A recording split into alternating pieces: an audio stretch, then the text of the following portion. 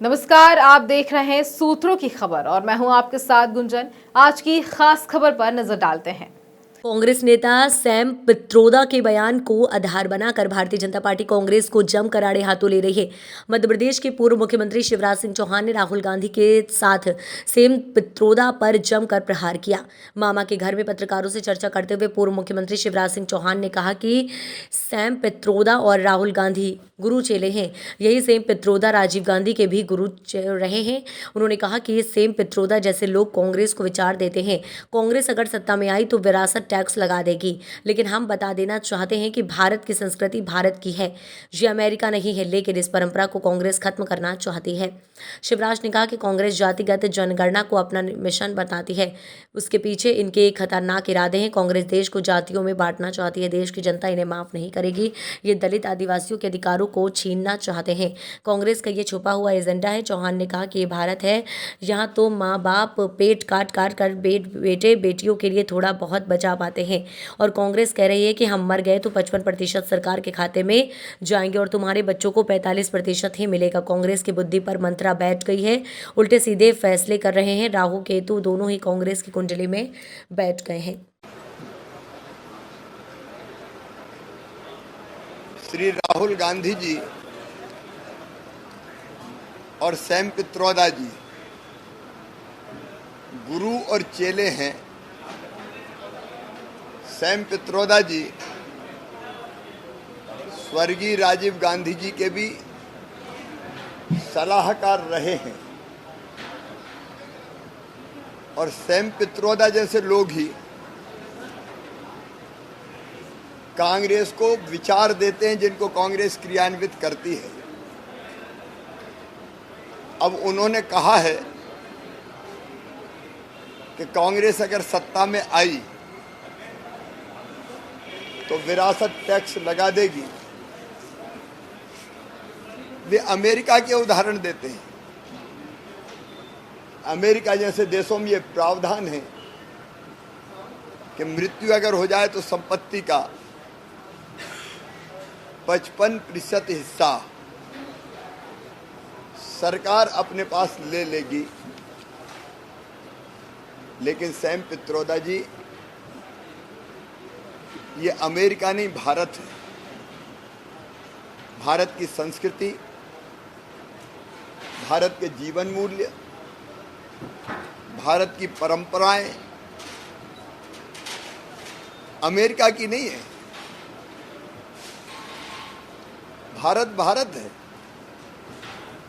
यहाँ किसान हो या इवन गरीबी हो,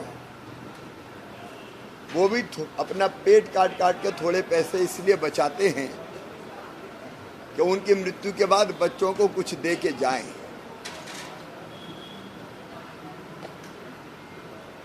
लेकिन इस परंपरा को कांग्रेस खत्म करना चाहती है विरासत टैक्स लगा के। ये टैक्स पहले था, लेकिन जनता के दबाव में कांग्रेस ने इसको समाप्त किया था। उस समय जब स्वर्गीय इंदिरा गांधी जी नहीं रही थी, शायद स्वर्गीय राजीव गांधी जी ने मां की संपत्ति उनको मिल जाए इसके लिए इसको हटाया हो। लेकिन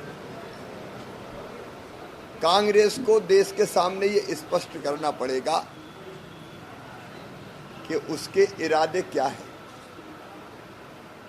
कांग्रेस जिस रास्ते पर चल रही है वो भारत का रास्ता नहीं है, वो खतरनाक है। एक तरफ विरासत टैक्स लगाने की बात करती है, दूसरी तरफ कहते हैं कि जातिगत जनगणना मेरे जीवन का मिशन है।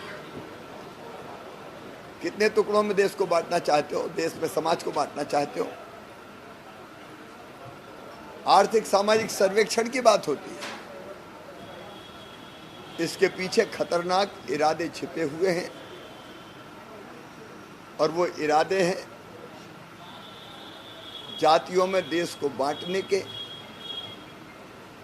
वो इरादे हैं दलित, आदिवासी और ओबीसी कि अधिकारों को बांट देने के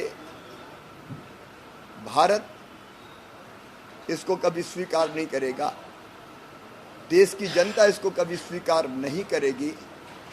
मैं कांग्रेस से स्पष्ट रूप से, मैडम सोनिया गांधी हो, राहुल बाबा हो, अब ये केवल किनारा करने से काम नहीं चलेगा। उनके असली इरादे क्या हैं वो जनता को बताएं।